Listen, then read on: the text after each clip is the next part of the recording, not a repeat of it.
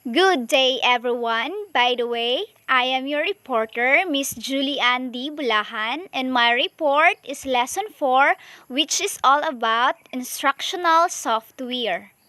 But before to discuss further, let's have first the learning outcomes. In this lesson, there are three learning outcomes. The first one is identify and describe the 5 categories of instructional software in terms of their features, characteristics, and application in teaching and learning.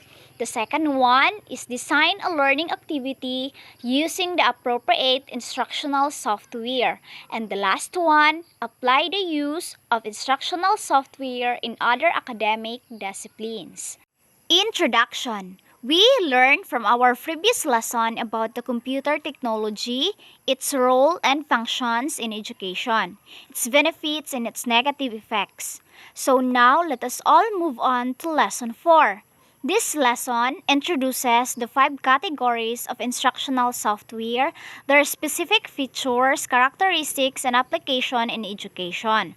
Knowledge of instructional software can aid teachers in the selection process. Understanding system software, operating system, and functions. So, what is system software? System software is a type of computer program that is designed to run a computer's hardware and application program. It is a software design that provides platforms for other software. For example, system software include operating system like Microsoft Windows, Mac OS, game engines, search engines, and other. If we think the computer system as a layered model, the system software is the interface between the hardware and the user application. Operating system, or the OS, is an example of system software. The OS manages all the other programs in a computer. While a computer operating system is one of the most important software because it is a system software that manages computer hardware and software resources, and it provides common services for computer programs. There are two types of software. They are the application software and system software. So what is application software? Application software consists of program that perform specific tasks for users. It is a computer program designed to carry out a specific task other than unrelating to the operation of the computer itself, typically to be used by end users such as word processing program, email programs, or web browser.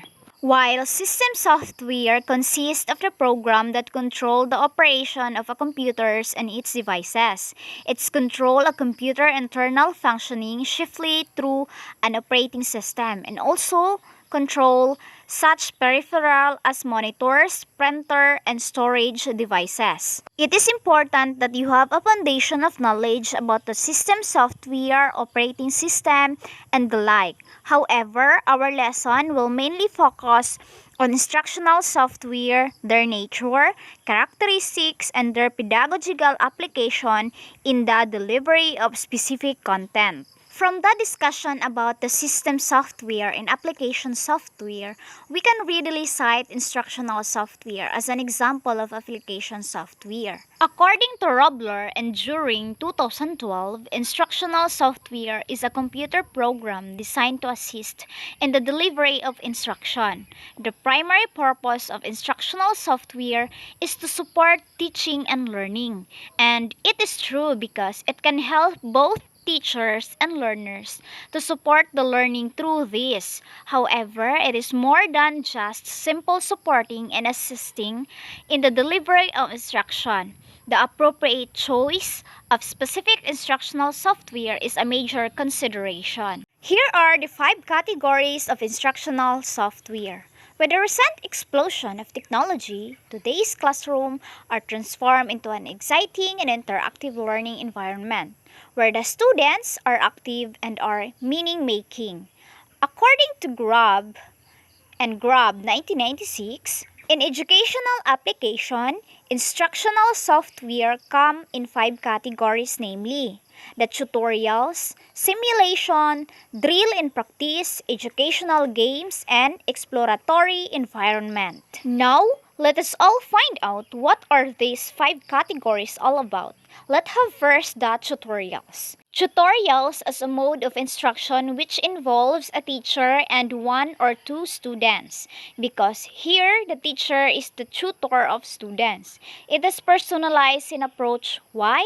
Because the phasing is based on the rate of progress of the student's performance in class. In tutorial approach, the teacher normally begins with a presentation of information or can move to demonstrate skills. Therefore, we can say that there is a high degree of interaction between the teacher and the students because they exchanges a question and answer where the teachers or the tutor gives feedback sa estudyante. High quality and well-designed computer-based tutorial have a basic features of the traditional approach. So, karon nga mga days, na siya mga daghang commercially available computer-based tutorial that here, ang teacher mag-use in order to reinforce students' understanding, skills, and abilities of the faculties in using computer of the students in order for them to know.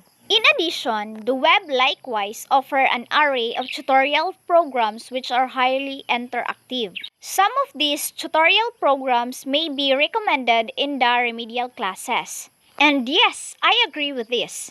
Tutorial programs can build the critical thinking of the students in the remedial classes that can help them to learn. Simulation is another type of instructional software. It's provide a controlled learning environment that replicates key elements of real-world environment. Simulation software is designed so that the action a student takes within the simulated environment produce the results similar to those that would take place in the real world. The students act in the simulated environment. That was according to Grab M and Grab C, 1996. It's an action that can help students to learn more. For example, children can learn about properties of physical or biological objects through the use of simulation. Here, the teachers may use simulation to introduce a new lesson in order to active participation of students, their previous knowledge about the topic or after they've been exposed to a new topic. In addition, the simplification allowed by the simulation can help learner focus on critical information or skills and make learning easier. Yes, it helps more that they need to use their critical thinking. Using of simulation is cost-effective and safe. Why? It's because it's provide control and concrete learning experiences. Example of simulation is a virtual dissection of a frog. Dissection of a frog in a biology class like nakakita ko suppose sa akong classmate sa una sa isa nako ka subject. Nangita sila og buhi nga baki then ilahan ning gidissection. Then ilahang gigamit to para sa ilang biology class. Okay? Simulation instructional software on frog dissection took its place in some schools. By the way, ang katunga classmates di ay nako ang nagdissection sa baki kay taga MS buog ra pud siya. Silang Nicole Ariola, Eloisa Opsima ug uban pa. This shift is mainly due to environmental concern prohibiting the further killing of frogs. Drill and practice.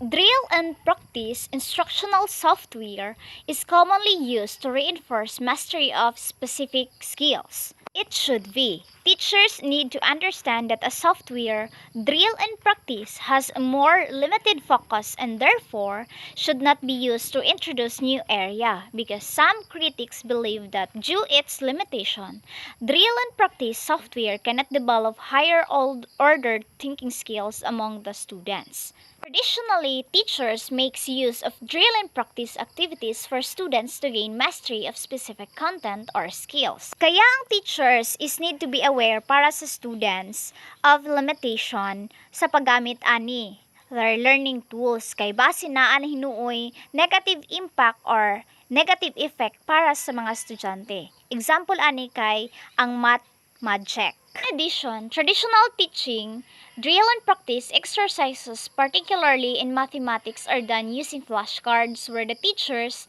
flashes them before the students. Okay?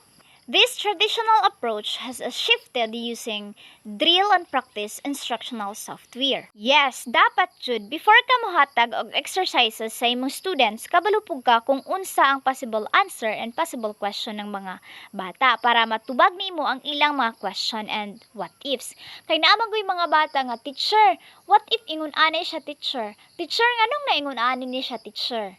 Educational games is very popular among our students, mainly because this type of software challenges and excites them. Instructional activities are labeled games when they are designed to emphasize competition and entertainment. Yes, tinuod jud ni siya. Kabalo naman jud ta nga ang mga bata kay very fun in playing. Kaya as a future teacher, we need to be an active in labeled game strategy. Nga at the same time, na sila'y mag-gain nga specific knowledge or content and skills nga ga-emphasis of competition and entertainment as well. Teachers may use educational games in many ways, like sa simulation games, may active prior knowledge and can spark learners' interest.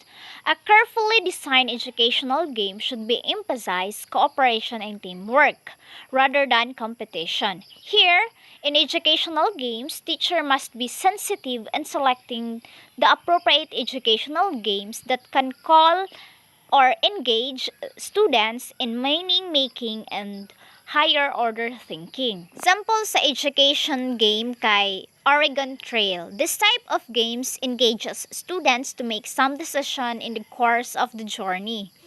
Several empirical studies have been conducted to look in the effectiveness of educational games. Dorn 1989 reviewed the use of simulation and he maintained the simulation game. In this model, learners first act in a particular instance of application. In the second stage, they attempt to understand the effects of their behavior and decision in the particular instance.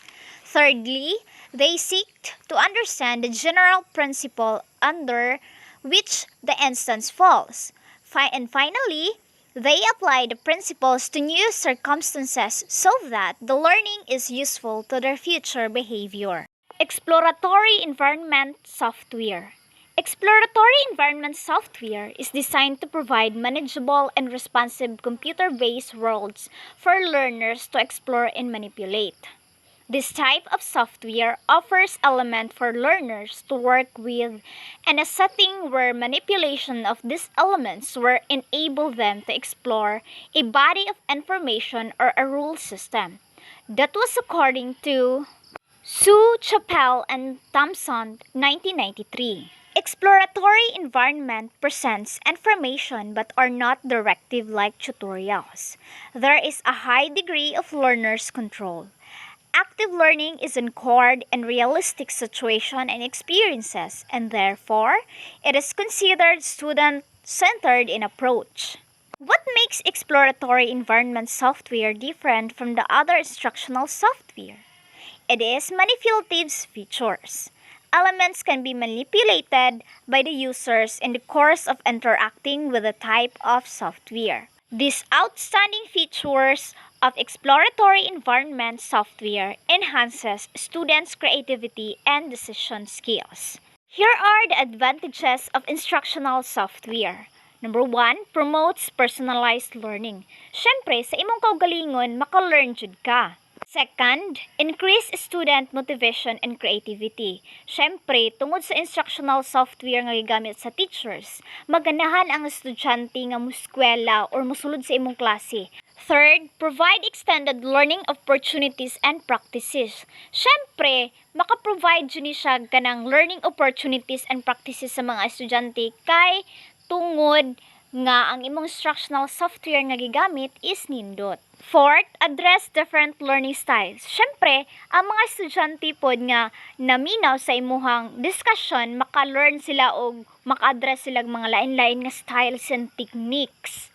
Fifth, provides virtual and simulated real-life learning experiences. Syempre, tungod ani maka-provide po silang mga experiences sa kinabuhi na experience sa ba nila or wala. 6. Learners have direct control of their learning. Syempre, inana jud ang mga learners. 7. Develop problem-solving skills. So, tungod ani maka-develop po din mga estudyante nga inaani day siya i-solve ang usa ka problem.